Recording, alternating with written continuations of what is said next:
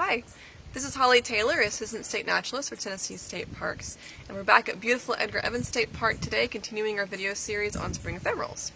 And today I wanted to do something a little bit different.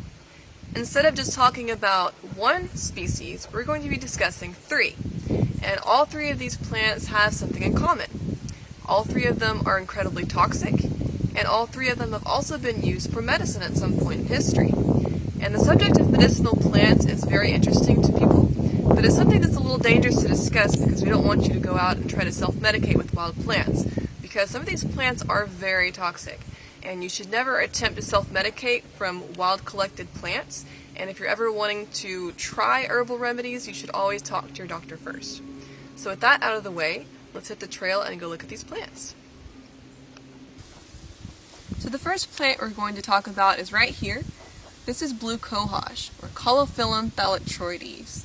And this is a species that's mostly found in the northeastern U.S., and its range extends down into the eastern two-thirds of Tennessee. And this species prefers rich, moist woods, like we have here at Edgar Evans State Park on the Highland Rim Nature Trail. And it's called blue cohosh because the plant has sort of a bluish-green appearance to it, and this is very notable whenever it first comes up in the spring. The new shoots are very bluish in appearance.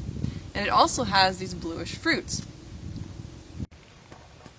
This is an upright growing perennial, and it has completely smooth foliage and stems.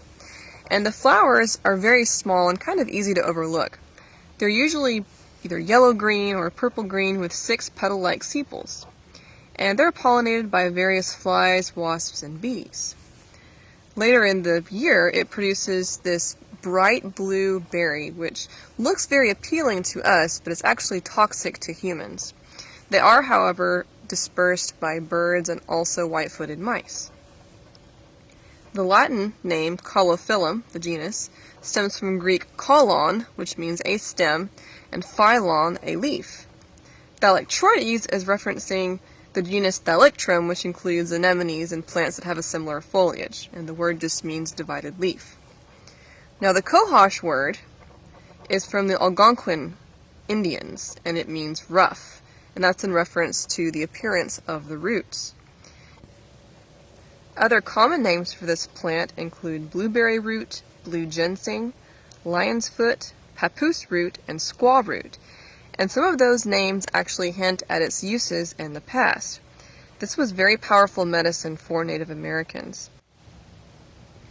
So the primary use of this plant by Native Americans was for female issues, so it would help facilitate childbirth and aid female complaints, because the chemicals in this plant actually can stimulate contractions of the uterus. Other uses by the Cherokee would be they would hold the ooze from the root in their mouth to help treat a toothache.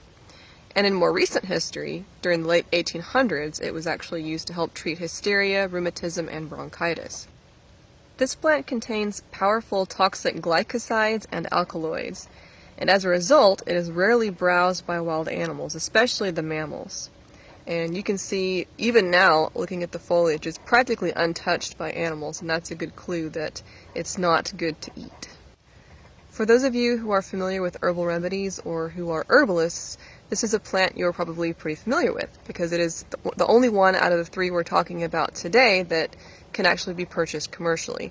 But it's not really considered safe by the FDA, it's not very well studied, and you should always consult your doctor first before attempting to take it. So here's the next wildflower I wanted to talk about today.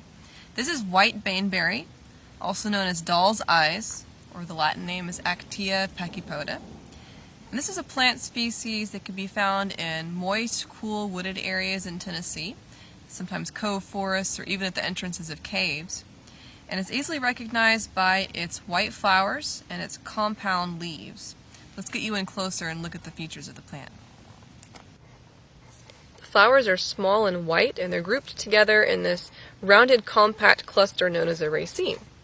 These flowers only offer pollen to visiting insects, and that limits them to really just a few species of native bees that will visit and pollinate the flowers. Now the fruits are what give this plant its distinctive common names. They're white with a single dark spot at the top that resembles a disembodied eyeball, or a doll's eye. And they are eaten and distributed by a select few species of birds, including ruffed grouse and American robins. And these are apparently immune to the toxins in the fruit, because this is very poisonous. So the genus Actaea is Greek in origin, and is probably a reference to the sea nymph from Greek mythology, which shares the same name. The specific epithet pachypoda means thick foot, and that's in reference to the thick stalk of the mature fruit. All parts of this plant contain a cardiac glycoside, which acts as a powerful heart stimulant. This plant is incredibly poisonous. It's probably one of the most toxic plants that we have in our eastern forests. In spite of its toxicity, it was used historically for medicine, and some of its uses include it was used as a lactation aid, a cough and cold remedy, and also externally for skin irritations. So the last plant I wanted to talk about today is this one right here. This is mayapple, or Podophyllum peltatum. It's a very common plant found throughout most of the state of Tennessee, and it's commonly found in wooded areas and also occasionally meadows or fields. And this is a colonial species that spreads by rhizomes, and this whole patch that I'm sitting in right now is probably all connected by the same root system. So let's get in closely and take a better look at the plant. So probably the most distinctive feature of this plant are these umbrella-like leaves. And this is where the name comes from, because the genus name, Podophyllum, literally means foot leaf. And it used to be referenced as a duck's foot, or looking like a duck's foot. So that's where Podophyllum comes from. And then peltatum also refers to the leaf shape. In botany, a peltate leaf is usually circular, and it has a stem that comes right in the center of it. So this is a peltate leaf, or peltatum, hence the specific epithet. A mature plant has 2 leaves, and they produce a single nodding white waxy flower that grows from the joint of those 2 leaves. And these are mostly pollinated by native bee species. The fruit that develops ripens to a yellow color and has been used to make jelly and preserves in the past. But that's only if you can beat the animals to it, because they are enjoyed by a wide variety of wildlife, including box turtles and mammals such as raccoons, opossums, and skunks. Other common names include mandrake, maypop, devil's apple, duck's foot, and hog apple. Now, all parts of the plant, apart from the ripe fruits, are extremely toxic. Just handling this plant can actually cause severe dermatitis in sensitive individuals. The Cherokee, however, would actually boil the root and use it as a purgative.